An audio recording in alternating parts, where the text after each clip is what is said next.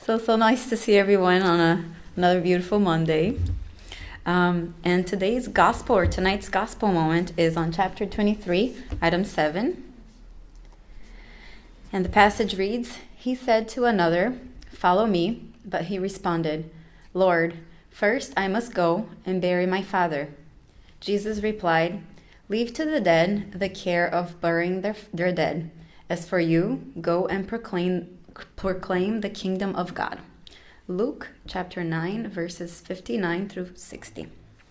So, as we read here, maybe as we read the first time and kind of try to understand it, it seems a little bit like Jesus is not letting the son go and bury his father, right? Kind of makes you wonder, what exactly is Jesus trying to say? And you can't read it in exactly like it is, because this is the chapter, last time that I did the gospel moment, right, it was still the strange morals. So we're still in the strange morals chapter. And so the strange morals chapter in the gospel according to Spiritism, it has a different passage that is not so much connected. Obviously, all of them have a message, but this one in specifically, I think brings, and as I try to research, brings really the lessons that Jesus taught us. And the lessons that Jesus taught us was really in regards to the spiritual world, right? The spiritual life, our true life, right? So the normal life of the spirit. And so when you put it into that sense, when you start thinking about Jesus' teachings, and you start to try to understand what exactly did he mean, leave to the dead the care of burying their dead.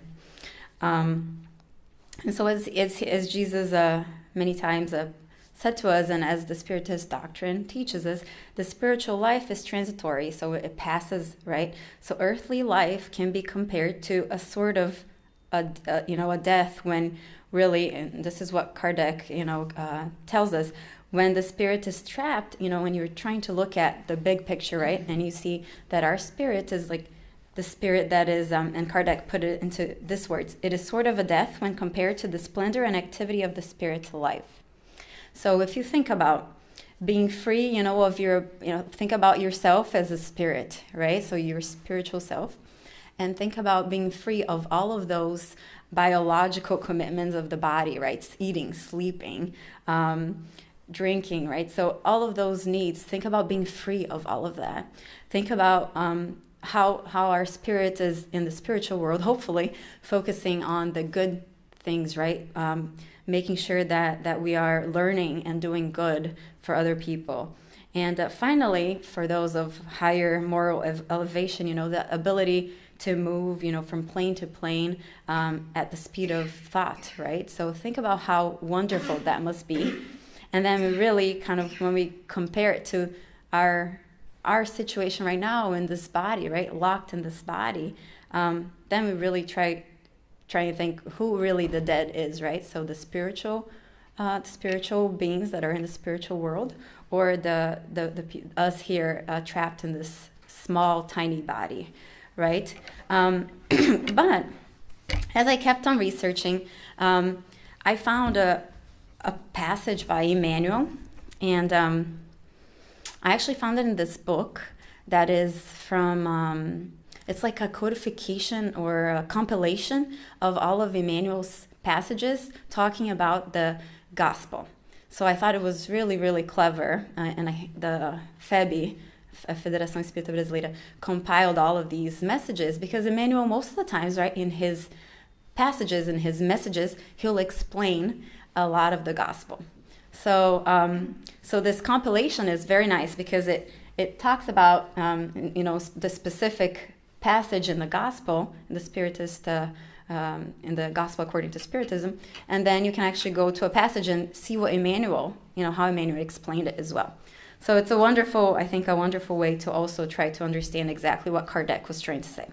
And so as Emmanuel talks and explaining about this passage from Jesus, what Jesus said in the book Alma e Luz, titled, so it's, if I translate it, it's Sow and Light, I guess. And if the title of the passage is Mortos, so the dead. And he's describing this dead that Jesus is talking about as those that are concerned with the material life, right? So those that are concerned with the riches and titles of the world, the proud, those that preach separation and hate, those that are wise and hardened in the ice of indifference, and that's kind of how Emmanuel describes it. As really, and I would even go further and say, and based on what my understanding is, it doesn't matter if you are in the spiritual realm or in this realm, right? If you are not concerned with the light, the true life, the moral teachings that Jesus was trying to bring us, I believe that that's what Jesus is trying to say. If you're just concerned with that material, the material world, and I would say the vices of the world, right?